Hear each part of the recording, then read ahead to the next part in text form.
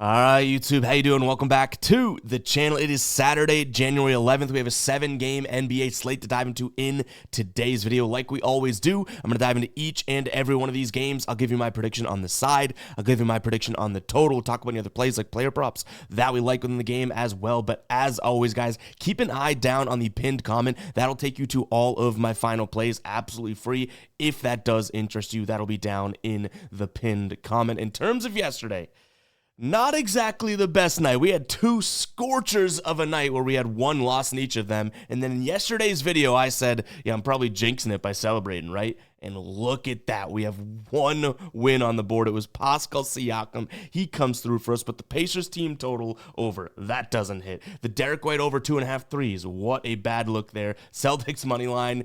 Jason Tatum and Derek White, same game parlay. Yikes. And then the Bucks kind of teased with us a little bit, but ultimately they pull out the win, didn't pull out the cover. So unfortunate night there. We were playing around with a lot of quarter unit plays and whatnot, so it definitely looks a little worse than it actually is, monetarily, but nonetheless, a lot of red X's over there. And you guys know I am one to own up to those. Terrible, terrible look there. At least we did hit the Pascal Siakam play. He has been really, really good for us as of late. So maybe we take that momentum and run it into tonight and just forget about those X's. We can do that, right? Hopefully. Unfortunately, the ride of the day doesn't come through either, and we're going to share this right now. We had Ulysses with the Gershon Yabusele over 9.5 rebounds plus assist. We're going to share this womp womp because both did not come through. My plays yesterday as well as the ride of the day. If you guys don't know what the ride of the day is, it's simple. Just use that hashtag ride of the day or ROTD down in the comments. Give me your favorite play of the day. I select one each and every day, and I jump on board with it and give you a shout out in the next video, win or loss. Also shout you out over on my Twitter/X, which should be popping up here throughout the show if you guys do want to follow me over there. Also give you a shout out by the final plays over on the Guy Boston Sports site. The way we will select the ride of the day today is whichever play, so I'll look at it a little bit later in the afternoon, whichever play has the most likes. So make sure to go down into the comments, and if you like a play, hit the like button on that comment. That is how we will be selecting the ride of the days today. We did that with the MLB season, and it was really fun to do that because a lot of people ended up riding with these plays. So make sure to check that and get your hashtag ride of the days down in the comments. But all right, let's try and forget last night. Like I always tell you guys, windshields are larger than rearview mirrors for a reason. We had two really good nights in a row. Then we have a bad night. Let's just look at the last 3 nights and say, okay, it's all good. We had 2 really good nights before that bad night, right? And then I get to overthinking. It's like, but we had a bad night before those 2 nights. We got to stop overthinking things. Let's jump into this slate. Hit that like button. Hit that subscribe button as well. Smash that like button, okay? Hitting that like button will bring us good luck today. I think that I'm confident in that. We're starting off with what I think could be a good game here. We have Atlanta taking on Houston. So Houston right now on the road, 6-point favorites, 5.5 on some places as well. Houston coming off of 3 straight wins, Lakers, Washington, and then they beat the Grizzlies in Memphis a couple nights ago. Atlanta coming off of a loss a couple nights ago to Phoenix. We were on the right side of that one. In terms of what we have from an injury report perspective, Trae Young listed as probable, so he's most likely going to play. Jalen Johnson still looks like he is going to miss some time here. Right shoulder inflammation, and I think he's going to be missing his 4th straight game. So that is tough for the Hawks, especially when their go-to is scoring inside, and he's going to be the guy that does a lot of that and sets the tone. So I do think this is a tough spot to like the Hawks. The only thing that I kind of feel, like if you are liking the Hawks today is the fact that they are at home. But other than that, and they're catching points, right? Other than that, I think this is a Houston spot. Houston overall in the season, the 6th best team in terms of preventing points in the paint. Obviously, Atlanta's a team that likes to get into the paint. But even with Jalen Johnson, they may not be able to do that all that successfully. If they do want to take it to the outside, they have been attempting the 7th most threes over from above the break over the last 10 games here. Houston's the 2nd best perimeter defense. Now, what I will say is Houston has been a little bit softer to the 3-point line in terms of defense over the last 10 games, but still, I'm going to trust them to some degree here to be able to stop that. So yeah, give me Houston minus the 5.5. This one, at least from where I have it, is really pegged more of like a 4.5 line. So if you're seeing this, throughout the day at 6.5, you're moving away, obviously, from a number that I already think that this is maybe a point too large to give Atlanta. But just if that information helps you out there, says the guy that went 1 in whatever yesterday, right? But give me Houston here minus the 5.5. I do think that they'll be able to win this one defensively. So also a potential look at an under or an Atlanta team total under. That is a very, very high number for a Houston game. Obviously, they've hit that under 230, 234 in 3 straight games themselves. Now, are they able to play fast? Yeah, this Houston team actually can play up tempo. Their last 3 games, 119, 135, 119 in terms of points scored. They allowed 115, 112, and 115 though. So I do think that they can still sort of suppress their opponent to some degree. And right now you can get an Atlanta team total under.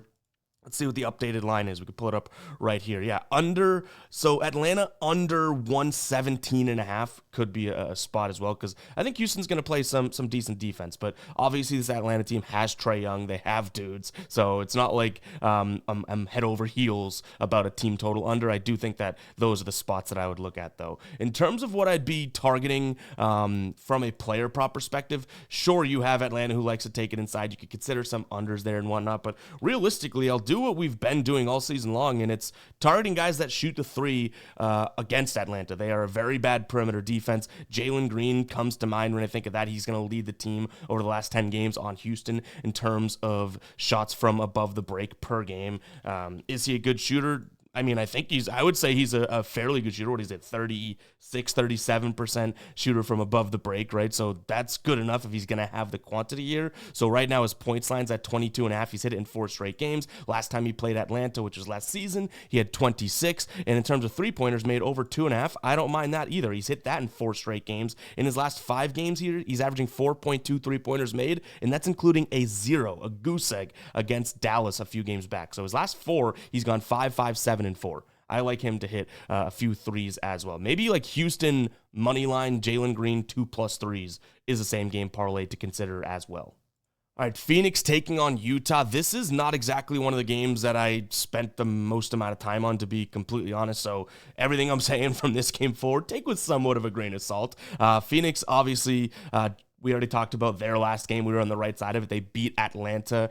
We laddered them up, and they ended up winning by, 8 points? Utah, coming off of 2 straight losses, but games in which they were, 5.5-point favorites, 6-point dogs, and they've covered. They've actually covered in 8 of their last 10 games. They're playing some, competitive basketball. They are 8-2 against the spread, right? And they're underdogs in pretty much all of these, but just 3-7 straight up. So this Utah team is playing competitive basketball, but just can't seem to get over the hump of winning a game, which makes a little bit of sense, right? This is during the stretch of no Keontae George starting point guard, no John Collins, no Jordan Clarkson, that type of thing. But Lauri Markkanen being back obviously has been fairly good for them overall. Where do we come out on this one? This is a tough one because I do think Phoenix is the better team. I don't think that there's any 2 ways around that, right? But Utah should be able to score from the perimeter, and that's how they've been staying in some of these games. So yeah, I like Utah to be able to score in the mid-range and on the perimeter. I don't think they need to take it into the paint, which even if they do, they probably could be somewhat successful. So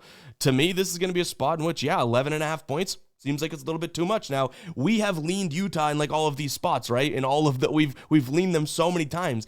I'm yet to make a final play Utah. So it's one thing to say it, and it's another thing to put your cojones on the table and put your hard-earned bread on it. But I guess the way that, I can rationalize that is that there's enough here to make me definitely not want to put my hard-earned bread on Phoenix. So that's kind of why I end up leaning Utah. Do you know what I mean? So yeah, Utah plus the 11.5 is going to be the lean here in this spot. I do think that they will have abilities to score on this Phoenix team, which I don't think this Phoenix defense, they've been playing a little bit better, but they're not all that great. And the fact that, they beat Atlanta, great, but that's Atlanta without Jalen Johnson. So give me Utah in this spot. In terms of what we have from a total, I don't want to lean towards an over. If Utah's going to stay in this game, I do think they up the tempo. They are coming off of a super low-scoring game against Miami, so if you're looking at an under, you can point to that one. But like I said, anything I say about this game, don't let me talk you off of whatever you want to roll with or whatever you thinking you're rolling with, because this is not exactly my creme de la creme matchup of the night here. Now, both both spots, I'm targeting the mid-range in terms of player props here. So I do think that this could be a nice little spot to maybe target a Colin Sexton on that end of things. And then even a Devin Booker potentially for like points plus assists. He's at that 2-guard role now, so obviously he's not going to get as many assists as he would be with the point guard, but this is still a Devin Booker that can put up numbers in a hurry. So 33 points plus assists. He came just shy of that against Atlanta, but he had 12 assists. So even if you want to look at his assist numbers, it's at 7.5 right now. That may be a look of consideration. Utah's allowing plenty of assists so far this season. I think the 4th most in the entire league. So I do like that, but again, I'm kind of targeting that mid-range area. That's why I would potentially throw points in there with him. So Devin Booker or Colin Sexton for points, and then Devin Booker would be points plus assists if I had to roll something in this one. But like I said, again, it sounds like, I know when I have all these numbers and whatnot, it sounds like, oh, this is all great stuff. It's like, this is one of the games on the slate that I spent the least amount of time on, this morning when waking up. So just want to be transparent about that. And before we do move on to the rest of the games, I got to talk to you about Sleeper Picks, one of my favorite DFS apps out there. Yes, we're talking some round ball here, but let's talk about pigskin for a second. We got Lamar Jackson, 0.5 passing yards in the playoff game wild card weekend here tonight. Again, we're talking basketball, but you can still use this and pair it up with anything you want. It's just going to boost that multiplier, and that's not even the best deal. Getting this Lamar Jackson square is not even the best deal. The fact that they're still running their play $5, get 55 deal is amazing. Imagine just handing someone $5 and they're like, here is 11x that right now, right? And the good thing is you place that entry. What if you hit that entry? You still get that payout as well. It's an amazing deal over on Sleeper Picks, and I've been using them for over 2 years now. It's one of my favorite apps to use for player props, because when you think about it, a lot of other apps out there just follow a fixed payout structure. 2 for 2 is 3x, 3 for 3 is 5, like that type of thing, right? No, on Sleeper Picks, each and every play you throw into your entry changes the payout dynamically. So it's really, really cool. The multiplier stays the same for these picks on sale with the 0.5 passing yard. So it's really cool, guys. Go ahead and check it out. That link will be in the description as well as the pinned comment. Think about giving someone 5 and just getting 55 in return. It's an absolute no-brainer. Go check it out. That link will be in the pinned comment and the description, whichever is easiest for you. Let's jump back into these games. Toronto taking on Detroit. Now, I know I talked about Phoenix and Utah being one where I didn't really, spend too much time on it. I actually don't mind this Toronto and Detroit game, which is, I guess, kind of crazy to say, but I like the basketball Detroit's been playing. Now, Tim Hardaway Jr. is listed as questionable in this one. If they're missing Jaden Ivey and Tim Hardaway, this team I do think kind of gets knocked down a couple pegs, but overall, this Detroit team to me is playing good basketball, right? I mean, they're only, I guess, in their last, 10? They're only 8-2, so yeah, go figure. Ev, what a groundbreaking news story that they're playing good basketball. And they honestly could have beat Golden State last game. I know I geeked out over the Cade Cunningham fake foul shot to get the rebound and stuff. That was awesome. In this spot, I really can't get to Toronto, but the fact that this line is only sitting at 4, I'm kind of like, am I missing something here? Like, Detroit should be able to score in the paint. They should be able to score from deep, and Toronto loves to score in the paint. In fact, let me pop up the dashboard here. You can see it, right? Frequency over the last 10 games, second most shot attempts per game in the restricted area, so that's down here. And then look at this, points in the paint on the season, number 3 on the season, number 3 on the road, and the number 4 in the last 3 games. Well, Detroit greens out in defensive stats here against points in the paint as well, so I'm not really seeing where Toronto is necessarily going to be able to score overall, right? So I think there's a spot for Detroit, but unfortunately that four right here is a little like, is it trappy? It's a little interesting. By the way, guys, this is our dashboard. If you do want access to this, it's over on the GuyBostonSports.com site. You head right over here, members, NBA dashboard. That's what we're looking at, right? It'll load, and you'll see our updated PDF each and every day. This is great. You can zoom, print it out. I like to print out and write on these two as well. If you're not a member, you're obviously going to see this page with a little bit of a different view. It's going to say you don't have access to this to view the membership levels, right? So if that is the case, we'll view it without membership access.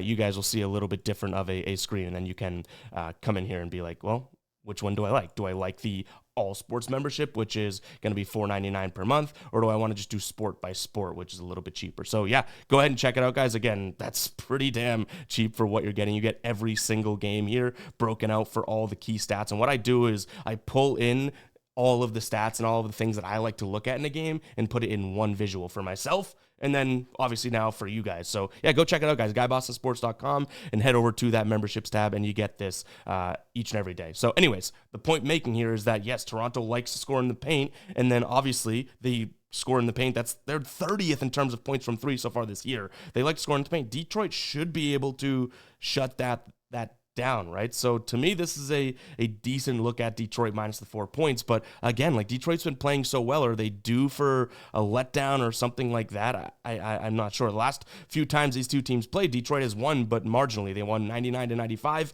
back in mid-November. Then late November, they won 102-100. That was in Detroit. But obviously, they weren't playing as good of basketball like back then, right? Like this Detroit team is kind of rolling right now. And they've beat some decent teams. Minnesota's been in there. They beat Sacramento, Phoenix, the Lakers in LA. So, I don't think Toronto's better than any of those guys. So, yeah, give me Detroit here in this spot. In terms of, I guess, where I'd go player prop wise, I would target anybody you want on this Detroit team. I think Cade Cunningham points plus assists could be a very good look. Now, his line is going to because he's been so damn good, his line's going to continue to go up. But right now, his points plus assist line does seem, at 35.5? Doesn't seem like it's all that bad of a look, because if he's going to be able to score from deep, great. And then if he's going to get into the paint or dish to a guy, that type of thing, I really don't mind that either. So again, like sometimes when you see such a bad defense, it's hard to find a spot in which you like, but Cade Cunningham should get to the line a lot against this Toronto team. They foul a ton, and he's a pick and roll ball handler. He should be able to get some assists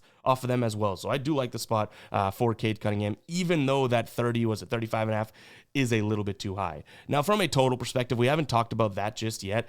I like the Toronto Raptors team total under. We've been, and I'm jinxing it here, but we've been damn good at judging a few of these teams so far this year. Toronto being one of them, because to me, and if you're a Raptors fan, I'm sorry for saying this, but so far the season is indicative of it, one-dimensional scoring. It's like, yes, they'll hit some threes every now and then, but, if you're able to stop them scoring in the paint, it's really hard for them to score. So Toronto under 114.5 seems like it could be a decent move for me. Really just hope that, Jalen Duren doesn't get in foul trouble and stuff, because I like him down there making sure that Toronto doesn't get second chances and that type of thing. So yeah, I really do like them for a team total under before I touch anything, because I do think Detroit could score on this team. So I don't want to touch the full game under or the full game over, thinking one of these two teams could kind of blow it for everybody. Minnesota, Memphis, we got a good one on our hands here. In terms of injuries, looks like Ja Morant back in the lineup for Memphis. The only injuries that we have to note would, I guess, be that really impact would be Marcus Smart. He's been out for forever now, right? So that starting lineup, Morant, Bane, Wells, Jackson, and Edey, looks like they're good to go. Same thing on the Minnesota side of things. DiVincenzo getting the start, Edwards, McDaniels, Rudy Gobert, and Julius Randle. So yeah, I think this is one of the better games on the slate, which the line would indicate, right? -1.5. This Minnesota team, I've kind of said it, that I think they're switching gears and turning into a little bit better of a team now. 3 straight wins here. They've covered in 2 of those games. Memphis kind of been up and down, but again, this was an injury-ridden Memphis team, so I don't want to, sit here and rag all over them. The one thing that I will say is Minnesota is a perimeter team, and offensively, I guess defensively too, but offensively, and that is where you attack this Memphis team. So far this season, they're kind of middle of the pack when it comes to defending the three-point line, but in the last 3 games, the 4th worst team. On the road this season, the 5th worst team. So I do think that Minnesota should be able to hit some threes today, which makes me look at guys like DiVincenzo or even taking a peek at Anthony Edwards. Now that DiVincenzo's getting some more run, I like his three-point line. So starting with player props here, those are the 2 guys that I would target.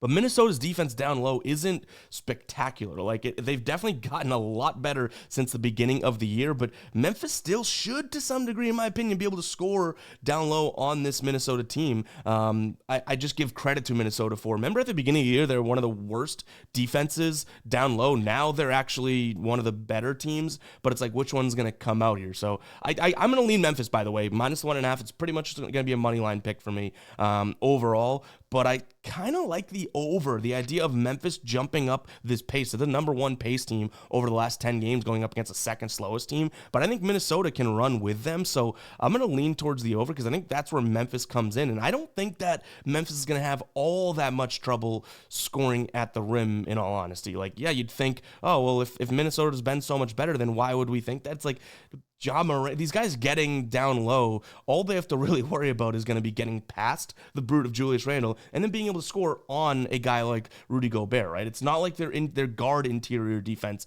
is all that tremendous, and Ja Morant's going to be that guy that gets past them. So yeah, I'd look at an over, as well as obviously, like I said, Minnesota, and then player props wise, DiVincenzo from 3, I don't mind. 2.5 right now. That seems like a decent spot. Last time he played Memphis, he had 3. The time before that, he had 4, or I might have that flipped, but either way, 3 and 4 last 2 times he played them. And same thing with Anthony Edwards. But DiVincenzo for 3 threes, I think he's going to get his fair share of attempts here. Obviously, since moving into the starting lineup, his minutes have gone up drastically. So prior to, he was playing like, I would say 20 to 25 minutes. His last 5 games here, right? And these were all mainly starter minutes. He's been playing 28 minutes per game. So on the season, when he plays 28 minutes per game, he's hit this in 9 of 13 games, and he's never had less than 2. And in terms of attempts, he's never had less than 6 attempts. So yeah, I like his spot here to be able to hit 3 threes. That might be a final play there, along with Minnesota money line. FYI, guys, the last 2 games on today's slate have now been postponed. That's the Spurs, Lakers, as well as the the Hornets and the Clippers game.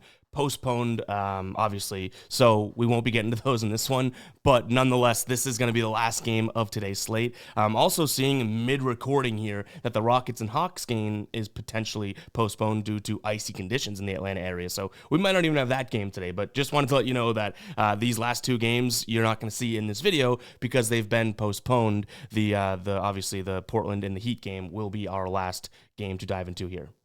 All right, we got Portland taking on Miami. Portland 3-point dogs, which is obviously a small number, but you look at this Heat team, and it's like you really don't know what to make of them as of late, right? They'll win a game, against Golden State, and then they win a close one against Utah, but they got beat by Sacramento, and this is all in the midst of this Jimmy Butler drama and whatnot. Now, what do I tell you guys about Portland? I only like to target them, either against the number or even outright when they can go in there and probably have a decent time scoring on their opponent. Well, Miami is just middle of the pack in terms of preventing points in the paint. I do think Portland will have a decent time scoring here, but I don't know if 3 points is enough to give them, right? So yeah, this is one where I'm kind of caught up. I will ultimately lean towards the Heat because I think 3 just isn't enough.